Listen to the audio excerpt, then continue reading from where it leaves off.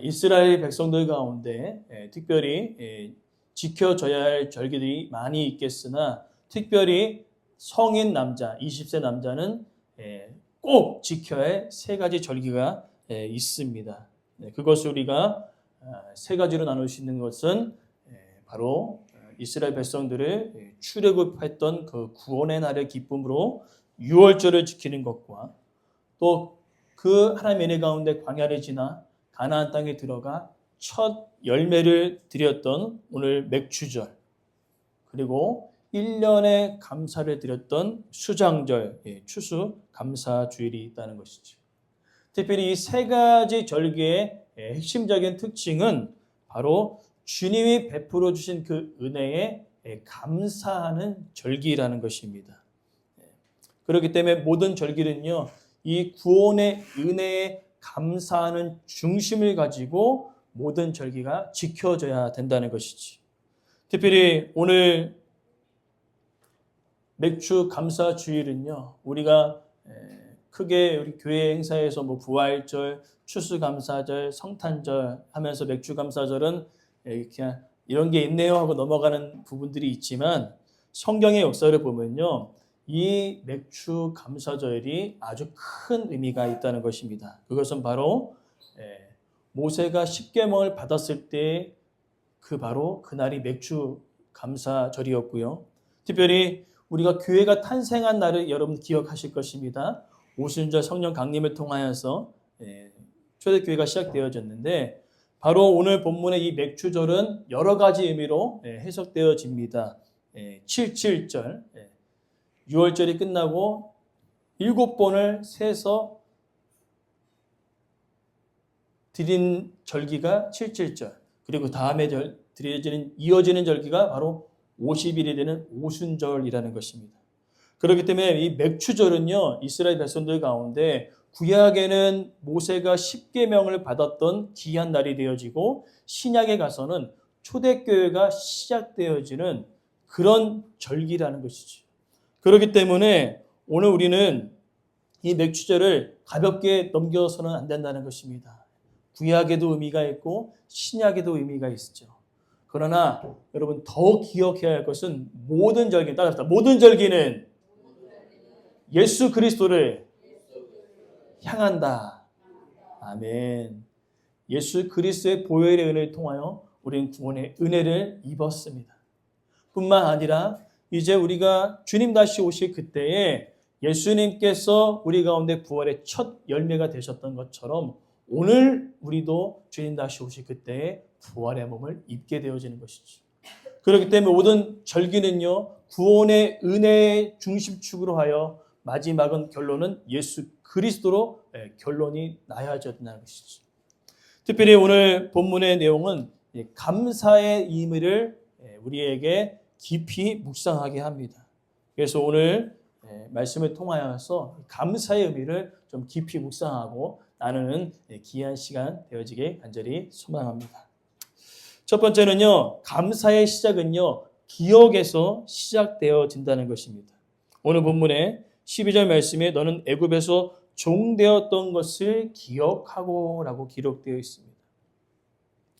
그러니까 감사는요, 지금 가진 것을 보는 것이 아니라 과거의 은혜를 기억하는 것부터 시작되어진다고 이야기한다는 것이죠. 그렇기 때문에 우리의 삶 속에 과거의 은혜를 잊어버린 자들은요, 감사할 수 없다는 것입니다. 특별히 오늘 이스라엘 백성들은요, 과거에 출애굽 이전에 그런 노예 상태였습니다. 불쌍하고 초라하고 정말로 신부는 하나님의 백성이라 얘기하지만 세상의 많은 사람들이 그들을 지켜봤을 때는 너무나 초라하고 비참한 인생 가운데 그들은 포로 가운데 살아가고 있었다는 것입니다. 그러나 그들을 하나님께서 어떻게 하셨습니까? 모세를 통하여서 10가지의 재앙과 또 홍해바다를 가르심을 통하여서 또 광야에서 만나와 메추라기야 또한 반석에서 물을 내시는 놀라운 은혜를 말미암아 그들을 구원해 내셨다는 것입니다. 그렇기 때문에 이스라엘 백성들이 절기를 생각할 때에 과거에 베풀어 주신 그 은혜를 기억하지 못하는 자들은요, 감사할 수 없다는 것입니다.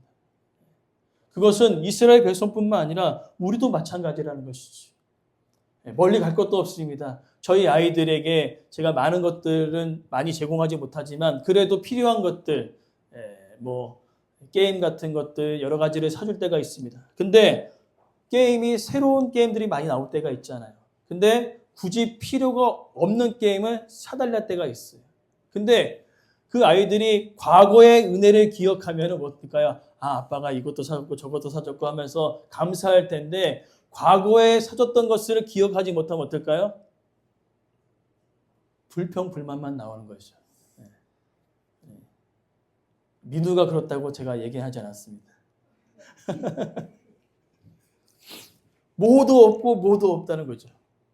우리가 신앙생활하면서 과거의 은혜를 기억하지 못하면요, 현재 조금만 어려워지면은 우리는 하나님 이것도 없어요, 저것도 없어요, 이것도 없네요 하면서 불평과 불만만을 품고 살아갈 수밖에 없는 인생이 될 수 있는 거죠. 그렇기 때문에 우리는요, 반드시 과거의 은혜를 기억해야 될 점이 있습니다. 과거의 은혜가 있기에 오늘 저와 여러분들이 이 시간 예배할 수 있는 것이, 과거의 은혜가 있기에 오늘 굶어서 배가 고파 굶어서 죽으신 분은 안 계시잖아요. 저희 오늘 성도들 가운데. 그렇죠? 하나님께서 매일의 필요를 공급하시거든요. 그렇기 때문에 우리의 삶 속에 과거의 은혜를 기억하는 저와 여러분의 삶이 되기를 간절히 소망합니다. 그러면서 두 번째로는요, 감사는요, 마음에서 우러난 자원함으로 드려야 된다는 것입니다. 오늘 본문 10절에 내 하나님 여호와께서 내게 복을 주신 대로 내 힘을 헤아려 자원하는 예물을 드리라 라고 기록되어 있습니다. 아무것도 없는 노예였지만 그들을 구출해 내셔서 가나안 땅에 정착시키시고 하나님 그들에게 이른 비와 늦은 비를 공급하심을 통하여서 그들 가운데 풍요로움을 허락하여 주셨다는 것입니다. 그렇기 때문에 오늘 내 힘을 헤아려라는 그 단어는요, 바로 앞에 구절의 내용을 반드시 우리는 기억해야 된다는 것입니다. 무엇을 기억합니까? 하나님께서 내게 복을 주신 대로. 앞의 내용을 반드시 여러분 기억해야 한다는 거죠. 힘을 다하여서 자원하여서 즐거움으로 드리는데 중요한 것은 내게 복을 주신 대로라는 것이라는 거죠. 그것이 전제되어야 된다는 것입니다. 하나님께서 내게 은혜를 베풀어 주셨으니 그 은혜를 아는 자는 자원함으로 드릴 수밖에 없다. 또 자원함으로 드리는 것이 마땅한 의무라는 것을 이야기하고 있는 것입니다. 예를 들어 볼까요? 우리가 하나님 앞에 예물을 드렸습니다. 근데 갑자기 우리 마음에 아쉬운 마음이 들리는 거죠. 아까운 마음이 들리는 것입니다. 그런 마음이 들 때에는 어떻습니까? 그 예물을 하나님께서 기뻐 받지 아니하신다는 것입니다. 아쉽고 아까운 마음. 오늘 하나님께서 나에게 베풀어 주신 그 은혜를 반드시 아는 자는요, 감사로 드릴 수밖에 없다고 고백하고 있는 것입니다. 오늘 저와 여러분 삶 가운데 하나님께서 은혜를 베풀어 주셨습니다. 그리고 그 은혜대로 우리는 하나님 앞에 올려드리는 것입니다. 근데 중요한 것은 물질의 많고 적음이 중요한 것이 아니라 내가 은혜 받은 대로 그것을 드리면 되는 것입니다. 그런데 이것을 잘못 해석하면 힘대로 자원하는 데서 그러면 내가 아주 최선을 다해서 많은 것을 하나님께 드려야 되겠구나. 그런 의미가 아니라 제일 중요한 건 뭐예요? 은혜 받은 대로. 은혜 받은 대로 하나님께서 우리의 형편을 아시기 때문에 형편대로 하나님께 드리라는 것이죠. 그렇기 때문에 많이 거둔 자는 많이 하나님께 드리는 것이요, 적게 거둔 자는 적게 주님께 드리는 것입니다. 오늘 우리 삶 속에 감사하는 마음, 억지로가 아니라 아쉬워서가 아니라 하나님께서 나에게 주신 그 은혜를 기억하면서 자원하는 마음으로 하나님께 올려드릴 때 하나님께서 그 예물을 기뻐 받아주실 줄 믿습니다. 그리고 더 놀라운 것은요, 이 맥주절은요, 한 가지 의미가 더 있다는 것이에요. 바로 감사는 따라합시다. 감사는 함께 나누는 기쁨으로 완성됩니다. 예. 하나님께서 받으신 그 반년 첫 예물을 하나님께 올려드리는 거지 않습니까? 아까 제가 말씀드린 대로 많이 거둔 자가 있겠고 적게 거둔 자가 있겠고 그 다음에 사회적으로 연약한 자들은 거둘 게 있을까요? 없을까요? 없죠. 고아와 가부들은 거둘 것이 없습니다. 오늘 근데 11절의 말씀에 뭐라고 기록되어 있습니까? 너와 내 자녀와 노비와 내 성중에 있는 레인과 및 너희 중에 있는 객과 고아와 가부가 함께라고 기록되어 있어요. 함께 하나님께 나아갈 것을 이야기하고 있습니다. 그러니까요, 감사는 나 혼자만의 것이 아니라 감사는 함께 나눌 때에 더 큰 은혜가 된다는 것입니다. 그리고 나눔은요, 감사의 열매라는 것이죠. 오늘 이스라엘 백성들이 이제 반년의 그 소출을 가지고 첫 예물을 하나님께 올려드립니다. 많이 거둔 자도 있겠죠. 적게 거둔 자도 있겠죠. 근데 주변을 돌아보니 그것을 거두지 못한 사회적인 약자가 있다는 것이죠. 하나님께서는요, 그들을 돌볼 것을 이야기하고 있어요. 왜? 그들 또한 하나님의 자녀라는 것입니다. 그들 또한 하나님의 백성이라는 것입니다. 오늘 우리가 은혜를 받았습니다. 그 은혜를 받았을 때 나눌 때 어떻게 해요? 그 감사가 더 크게 되어질 줄 믿습니다. 오늘 이스라엘 백성들이 이 절기를 지킬 때 그것을 기억하라는 것이지. 나누는 것입니다. 나눌 때 없어지는 것처럼 느껴지지만 나눌 때 하나님의 필요를 더 우리 삶 속에 채워 가실 줄 믿습니다. 그것이 바로 하나님께서 하시는 일이라는 것이지. 그 다음에 마지막 네 번째는요. 감사는 즐거움으로 이어져야 된다는 것이지. 오늘 11절 마지막 말씀 보니까요. 내 하나님 여호와 앞에서 즐거워할지니라. 즐거워할지니라고 고백하고 있습니다. 감사는요. 억지로 짜내는 감정이 아니라 마음에서 솟아나오는 즐거움이라는 것이지. 여러분 기억하십시오. 감사는 억지로 막 짜내갖고 감사합니다 이것이 아니라 내 속에서 솟아나와서 감사합니다라는 그 기쁨이 우리 안에 샘솟듯 일어나는 것입니다. 오늘 우리의 삶 속에 막 억지로 짜내는 감정으로서의 감사가 아니라 주님이 주신 그 은혜에 너무나 감사하여 여러분들 마음속에 샘솟듯 일어나는 그 기쁨의 감사가 저와 여러분의 감사가 되어지길 간절히 소망합니다. 그래서 하나님의 은혜를 나눌 때 우리는 기쁠 수밖에 없다는 것입니다. 특별히 즐거워해야 되는데 우리가 세상을 살아가면서 이 즐거움의 대상이 어디냐에 따라서 우리는 그 감사가 바뀔 때가 있다는 것이죠. 우리가 쉽게 우리가 두 가지의 인물을 좀 비교하기 원하는데 다윗과 솔로몬이 있습니다. 다윗의 감사, 그 즐거움의 대상은 항상 하나님이셨습니다. 그렇기 때문에 주어진 상황과 환경이 어떠하든지 간에 그런 감사를 놓치지 않았다는 것이에요.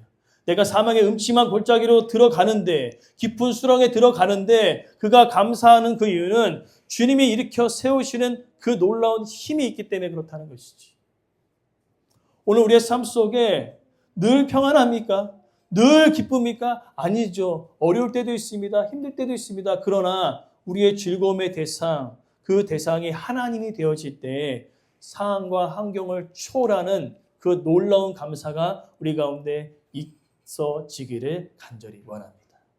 어려울 때는 하나님이 힘 주실 것을 감사하고 또 잘 될 때는 하나님께서 더 감사로 넘치게 하여 흘려보내 주실 것을 또 감사하는 것.